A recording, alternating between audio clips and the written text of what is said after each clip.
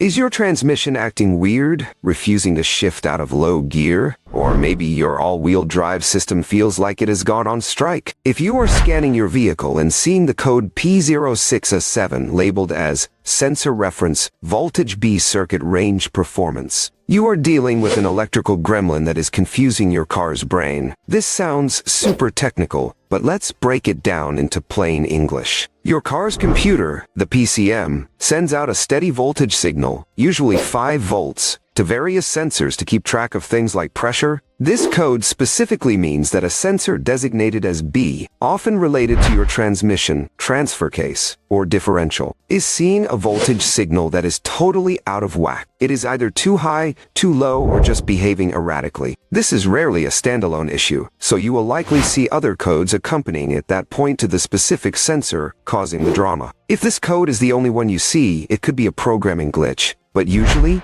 it is a hard part failure. To diagnose this, you need to play detective. First, grab a reliable wiring diagram for your specific make and model to identify exactly which component is the B sensor. Once you find it, check the wiring harness. You are looking for wires that might be pinched, burned, or chewed up. If the visual check passes, you will need your digital multimeter. You are looking to verify that the sensor is receiving that steady 5-volt reference and has a solid ground. If the voltage is dropping out or spiking, you might have a short in the harness or a bad driver in the computer itself. However, if the power and ground are good, test the sensor's resistance. If the sensor is dead, it cannot close the loop and the computer panics. It is a bit of a hunt, but fixing this reference voltage issue is the only way to get your transmission shifting smoothly again and turn off that annoying light on your dashboard.